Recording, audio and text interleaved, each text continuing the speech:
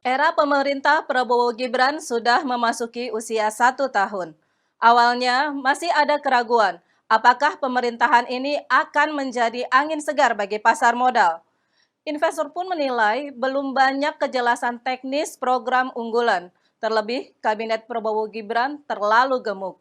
Namun kenyataannya, indeks harga saham gabungan atau IHSG melesat menembus all-time high atau ATH ke level psikologis baru 8.000 dalam perdagangan intraday saat Presiden Prabowo Subianto menyampaikan pidato kenegaraan di sidang tahunan MPR dan sidang bersama DPR DPD RI tahun 2025 pada Jumat 15 Agustus 2025. Penguatan IHSG tersebut turut mendorong nilai kapitalisasi pasar modal tanah air menjadi 14.503,29 triliun rupiah. Apakah ini artinya pemerintah Prabowo Gibran memberikan kepercayaan bagi investor? Nah, untuk mengulasnya sudah bergabung bersama saya Head of Research Retail MNC Sekuritas Herditia Wicaksana. Selamat sore Mas Didit. Halo, selamat sore. Iya, Mas Didit. Ya, Seperti apa nih Mas Didit memandang pemerintahan Prabowo Gibran dalam 1 tahun ini Mas? Terutama kontribusinya dalam pasar modal di awal, terutama dalam kontribusinya dalam pasar modal Mas. oke. Kalau kita melihat memang untuk dalam pemerintahan Pak Prabowo dan Pak Gibran ya selama 1 tahun terakhir ini, kontribusi di pasar modal sendiri masih cenderung mix. Dalam artian seperti ini. Kalau kita lihat, memang pasar itu lebih melihat ke arah kejelasan akan kebijakannya ya. Kejelasan, kepastian, dan transparansi.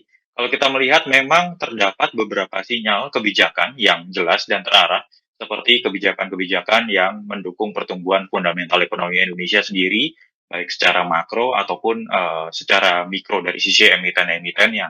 Maka hal ini menimbulkan reaksi yang lebih positif ya dari para investor sendiri, terutama di pasar modal, sehingga nanti pasar modalnya juga bergeraknya juga relatif positif seperti itu. Namun sebaliknya, apabila kebijakan-kebijakan yang diusung ataupun ada terdapat beberapa pernyataan yang kurang mendukung dari pernyataan pada para pejabat petinggi negara gitu ya. Hal ini menjadi efek negatif bagi pasar modal sendiri. Seperti yang kita ketahui bersama, memang selama 1 tahun belakangan ini pergerakannya cenderung mix, baik dari sisi kebijakannya ataupun pernyataan-pernyataan yang ada. Hal ini berarti memang dapat kita lihat bahwa pasar modal ini benar-benar membutuhkan kepastian ke depannya seperti apa, baik dari sisi kepastian regulasi ataupun kepastian dari sisi proteksi bagi para investor ya. Hal ini juga menjadi landasan para investor dari pasar modal ke depannya seperti apa, begitu. Ya, jadi sebenarnya, IHSG itu butuh, kepastian gitu ya Mas ya? Betul sekali. Jadi memang Mhm, kebijakannya cenderung untuk pasti, terarah ke depannya seperti apa, dan juga mhm. transparan, seperti itu. Iya. Jadi di awal pemerintahan ini Mas ya, sebenarnya kan, banyak investor yang meragukan gitu ya. Apalagi banyak program kerja, dari pemerintahan Prabowo Gibran ini yang menggunakan anggaran tidak sedikit, ditambah lagi kabinetnya gemuk gitu ya. Nah, Ya, ya. apakah ini sempat menjadi sentimen bagi pasar modal kita Mas? Terlebih bagi investor yang mengandalkan stabilitas kebijakan pasti untuk menanti langkah konkret Prabowo Gibran? Oke, betul sekali. Kalau kita lihat memang di awal masa pemerintahan itu terlihat sekali kabinetnya sangat-sangat gemuk, dan para investor juga cenderung melihat, investor di pasar modal juga cenderung melihat bagaimana memang di awal pemerintahan dengan kabinet yang sebesar itu, investor menilai dari sisi efektivitas dan alokasi anggaran ke depannya. Apabila terjadi ketidakefektifan dari sisi kabinet tersebut dan juga memakan alokasi anggaran yang cenderung besar, hal ini menjadi dampak negatif ke depannya bagi pasar modal kita sendiri. Karena kalau kita lihat dengan kabinet yang gemuk, ini menimbulkan kekhawatiran baik dari sisi implementasinya nanti ke depannya seperti apa, kemudian prioritas-prioritas yang dikerjakan akan menjadi kurang jelas ke depannya. Maka dari itu memang pada saat terjadi adanya pembentukan kabinet yang cenderung gemuk ini menimbulkan tekanan dari sisi pergerakan pasar modal sendiri. Selain memang investor menunggu baik dari sisi kabinetnya seperti apa, kemudian juga menunggu bagaimana kinerjanya ke depannya dalam beberapa waktu ke depannya seperti itu. Apabila memang dinilai tidak efektif, ya berarti memang kabinet ini terlalu gemuk dan juga tidak efektif dan efisien seperti itu. Karena memang yang dilihat dari pasar sendiri bagaimana cara pemerintah kita bekerja dan bagaimana cara pemerintah kita kabinetnya ini cenderung efektif ke depannya. Begitu, Mbak. Eee, jadi gemuk ini tidak berarti, bahwa nanti akan efektif gitu ya, Mas, ya, ke depannya untuk pergerakan IHSG gitu ya, Mas, ya?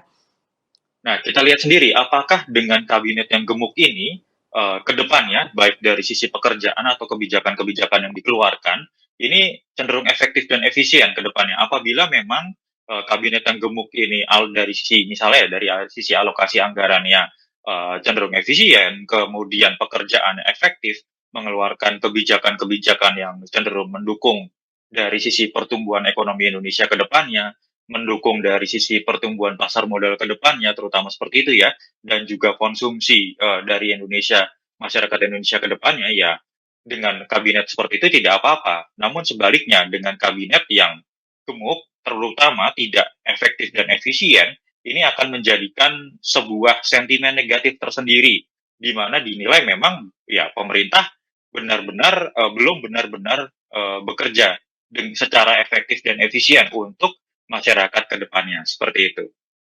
Nah, Mas, Presiden Prabowo Subianto sendiri pernah menyoroti tentang investasi saham yang merugikan investor kecil nih, Mas, nih. Bahkan ia pernah Ya, menyebut saham ini sama dengan judi gitu ya, Mas, ya. Nah, oke. pernyataan tersebut memicu gelombang panik selling saat itu, terutama pada saham perbankan BUMN yang memang menjadi pilar utama IHSG. Nah, dari kejadian ini, Mas, apakah artinya kita masih di tahap menantikan dukungan Prabowo ke pasar modal atau bagaimana, Mas? Oke, betul. Kalau kita ingat memang beberapa waktu lalu gitu ya, Mhm. Presiden Prabowo sendiri menyatakan bahwa saham itu sama dengan judi. Ya, ini menimbulkan dampak atau reaksi dari para investor ya, di mana reaksinya memang cenderung sesaat dan mendorong adanya tekanan jual di market sendiri atau di pasar. Nah, hal ini dinilai negatif bagi para investor di pasar modal itu sendiri, di mana memang kecenderungannya bahwa investasi itu tidak sama dengan judi. Itu menurut anggapan dari para pelaku pasar, di mana memang terdapat perusahaan-perusahaan berfundamental baik dan juga dengan perusahaan-perusahaan ini mendorong dengan adanya kemajuan atau perkembangan dari pasar modal sendiri. Namun demikian, kita juga cermati bersama bahwa hal ini juga sudah diklarifikasi oleh pihak bursa dan SRO itu sendiri, sehingga lama-lama juga meredam dari pernyataan Pak Presiden sendiri.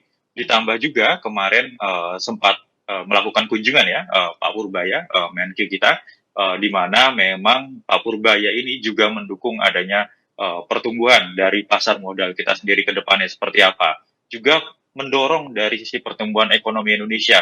Diharapkan perekonomian Indonesia tumbuh 5-6% ke depannya.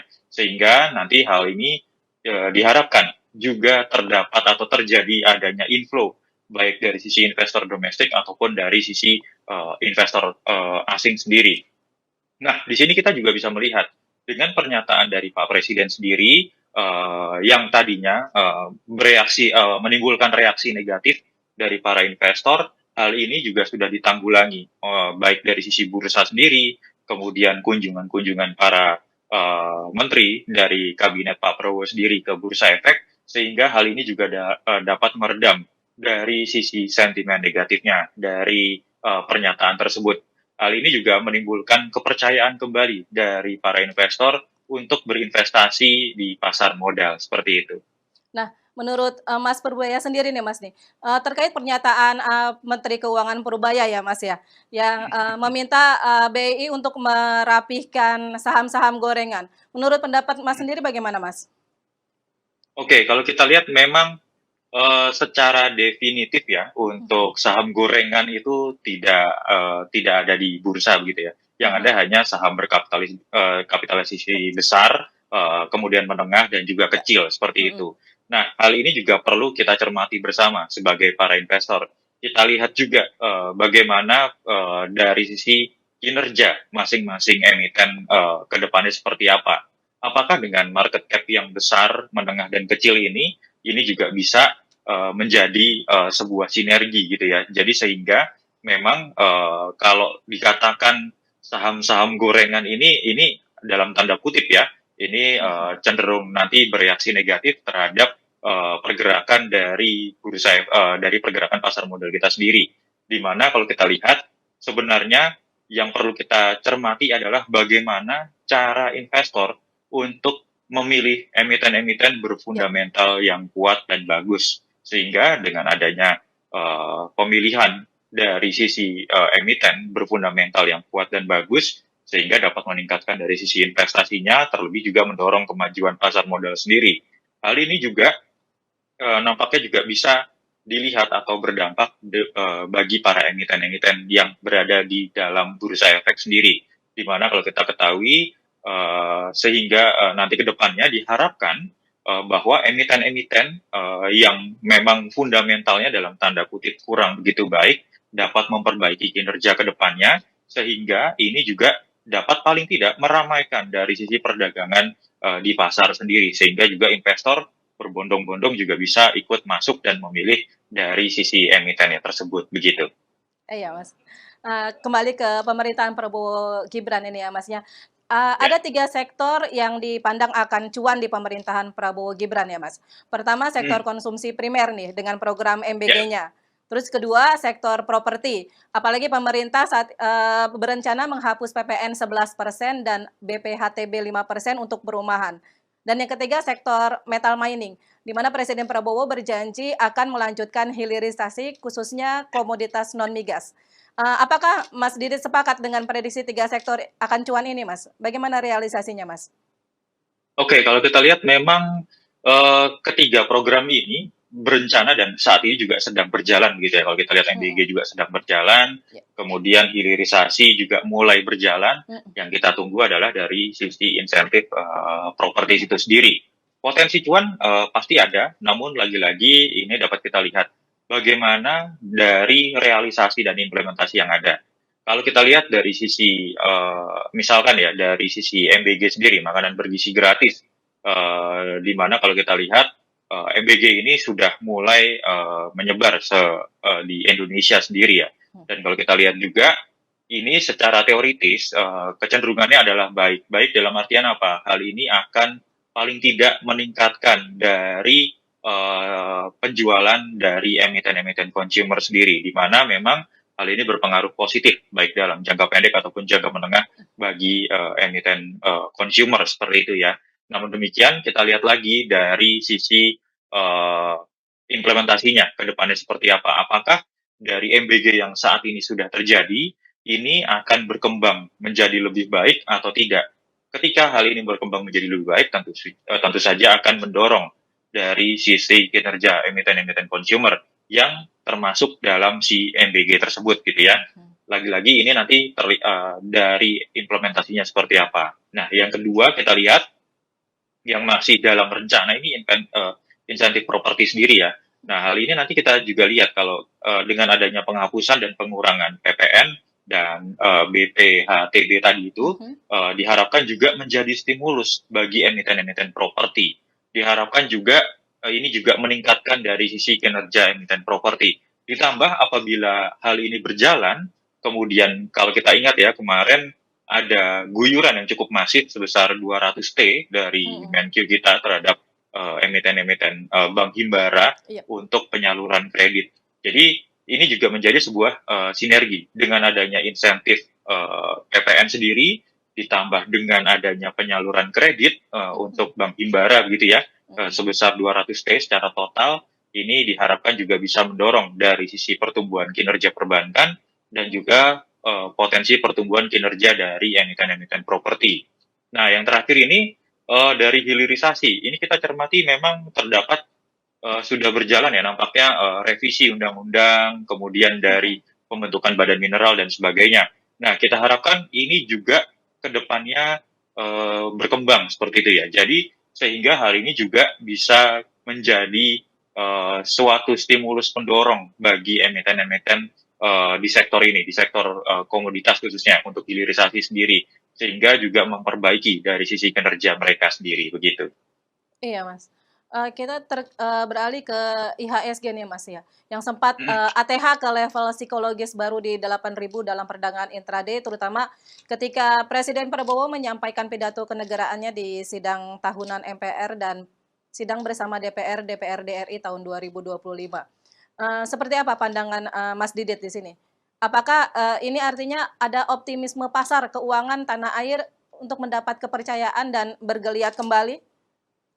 Oke, kalau kita lihat memang cukup menarik ya dari pidato kenegaraan Pak Mhm. Presiden Prabowo sendiri beberapa waktu lalu, di mana hal ini memang membawa optimisme dari sisi Presiden Prabowo akan negara Indonesia sendiri, dan juga ini menjadi katalis positif dan juga momentum bagi para investor dalam jangka pendek menengah. Sehingga kalau kita lihat setelah adanya pidato kenegaraan, maka ISG cenderung rally hingga beberapa waktu belakangan ini mencapai area 8.000, 8.200. Yang berarti apa? Yang berarti hal ini cukup baik, di mana meningkatkan kepercayaan diri daripada investor terhadap pasar modalnya sendiri dan juga terhadap perekonomian Indonesia sendiri. Di mana juga kalau kita lihat terjadi adanya inflow asing yang cukup besar sepanjang rally IISG beberapa waktu lalu.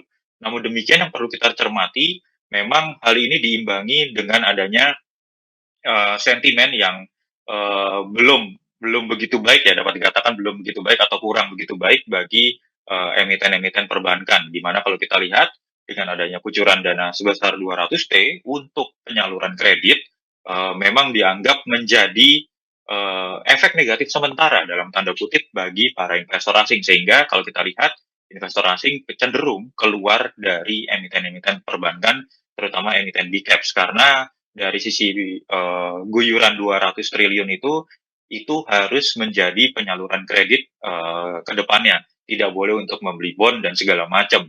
Nah, dengan adanya sentimen yang berimbang ini, kita lihat memang IISG sendiri mencapai level ATH baru di 8.200. Namun demikian selama beberapa hari belakangan ini, terutama 2 hari belakangan ini, IISG cenderung cukup tertekan, dan kami perkirakan hal ini cukup wajar mengingat rally IISG cukup panjang, kalau nggak salah dari bulan April gitu ya, April sampai bulan ini ya, bulan Oktober, cukup panjang ya, cukup wajar jadi adanya koreksi dari IISG sendiri begitu.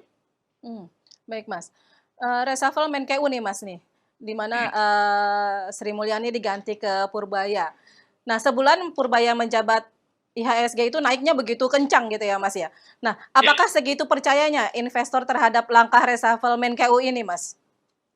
oke, kalau kita lihat pada saat reshuffle, kalau tidak salah selama 2 hari ya, Iya. selama terjadi penggantian kabinet atau reshuffle itu, pergerakan ISG cenderung tertekan. Di mana kalau kita lihat memang ini cukup wajar, mengingat dengan adanya reshuffle kabinet, yang berarti investor harus benar-benar mencermati siapa penggantinya. Dalam hal ini misalnya dari Menkyu sendiri, dari Ibu Sri Mulyani kepada Pak Purbaya, di mana memang investor masih mencermati bagaimana track record Pak Purbaya, kemudian bagaimana kinerja ke depannya. Namun demikian hal ini nampaknya menjadi sentimen positif atau menjadi katalis positif ke depannya, di mana memang Pak Purbaya menerapkan beberapa pernyataan dan sedang dilakukan saat ini, di mana yang pertama kemarin dengan adanya guyuran sebesar 200 T bagi emiten-emiten Bank Himbara, ini tercatat adanya kenaikan dalam jangka pendek bagi emiten-emiten perbankan seperti itu ya. Kemudian pada saat kunjungan ke bursa kemarin, Pak Purbaya mengatakan saham-saham investor harus paling tidak memilih saham-saham berfundamental baik dan akan membersihkan dalam tanda kutip saham gorengan gitu ya, di mana hal ini juga menjadi sentimen yang relatif cukup positif terhadap emiten-emiten berfundamental besar gitu ya, terutama dari emiten-emiten perbankan. Nah, ini yang kita lihat yang perlu dicermati juga bagi para investor apabila kita melihat apakah ini purbaya efek akan terjadi terus-menerus, nampaknya dalam jangka waktu singkat, jadi hanya dalam jangka waktu pendek terlebih dahulu. Karena kalau kita cermati, memang dari sisi reshuffle kabinet, terutama dari Pak Purbaya sendiri, kita akan menantikan kinerja ke depannya seperti apa. sehingga bagaimana akan membawa arah perubahan seperti apa untuk baik dari sisi kebijakan di Indonesia sendiri, terutama dari sisi pasar modalnya. Apakah kebijakan-kebijakan yang diusung nantinya ini akan mendorong atau mendukung dari pasar modal Indonesia sendiri, sehingga nanti menciptakan suatu iklim investasi yang bagus di Indonesia, sehingga dapat terjadi inflow asing terutama ya ke Indonesia kembali, seperti itu. Iya, jadi purbaya efek ya Pak ya, diyakini akan menjadi pendorong utama rally IHSG di level 8.000 ke depan, entah dalam jangka pendek atau dalam jangka panjang gitu ya Mas ya? Mengingat fokus Betul, kalau penguatan mengingat betul fokus kalau kita lihat penguatan dalam iya, jangka pendek dulu kali ya. oh jangka pendek gitu ya Mas ya? Ya, Iya, jadi mengingat fokus penguatan saat ini, ada pada saham-saham, perbankan yang begitu besar ya Mas ya? betul. Memang saham-saham perbankan ini kan memiliki kapitalisasi yang cukup besar dan sebenarnya menjadi mover dari ISG. Namun akhir-akhir ini dengan turunnya emiten-emiten perbankan atau relatif melemah begitu ya, hal ini baru-baru ini atau belakangan ini didominasi oleh emiten-emiten konglomerasi yang dapat kita cermati. Beberapa emiten konglomerasi kenaikannya juga cukup signifikan dan cukup rally cukup panjang seperti itu. Jadi yang harap kita lihat selain daripada itu, kita juga menantikan bagaimana kebijakan-kebijakan dari pemerintah ke depannya akan mendorong dari pergerakan ISG sendiri, begitu. Iya. Jadi, apa nih harapan Mas Didit sendiri nih untuk pemerintahan Prabowo Gibran, tahun-tahun selanjutnya gitu, Mas? Oke, kalau harapannya memang ya dari sisi pemerintahan sendiri untuk ke depannya ya yang diharapkan dari pasar sendiri ya terutama seperti yang saya sampaikan di depan tadi, pasar itu sebenarnya mengharapkan dari sisi kepastian dan kejelasan dari dari regulasi ataupun kebijakan-kebijakan yang akan diusung oleh pemerintahan Prabowo Gibran sendiri, terutama dari roadmap yang lebih jelas, kemudian insentif yang akan diusung seperti apa, termasuk tadi adanya insentif properti ataupun adanya insentif lain, di mana insentif ini diharapkan juga akan meningkatkan dari sisi pertumbuhan ekonomi Indonesia tersendiri, terutama dari daya beli masyarakat. Kemudian yang perlu dicermati juga dari kebijakan ataupun dari insentif yang diusung, ini dampak fiskalnya seperti apa. Selanjutnya bagaimana terhadap pengaruhnya terhadap stabilitas makro Indonesia yang masih dicermati dari sisi investor asing. Karena investor asing tidak hanya melihat dari sisi emiten per emitennya, namun mereka juga melihat dari sisi makro Indonesianya. Bagaimana pertumbuhan ekonominya, bagaimana data-data yang rilis nantinya seperti apa, apakah akan menciptakan iklim investasi yang cenderung kondusif di Indonesia ke depannya seperti apa. Jadi mungkin harapannya seperti itu, adanya kepastian, roadmap yang jelas, dan juga apa saja sih insentif-insentif yang dapat mendorong pertumbuhan ekonomi ke depannya. Begitu, Mbak. Iya, jadi kebijakan yang jelas yang dapat mendorong, insentif-insentif yang bagus gitu ya, Mas, ya, untuk nanti, Betul, pergerakan, eee eee, IHSG ke depannya. Seperti itu ya, Mas, ya? betul, betul, Iya. betul sekali. Ya, terima kasih ya Mbak Didit atas perbincangan sore ini. Semoga, ini Terima akan kasih. dapat menjadi evaluasi dan masukan untuk pemerintahan, Prabowo Gibran ke depannya. Ya, terima kasih. Iya, sama-sama Mas Didit. Sahabat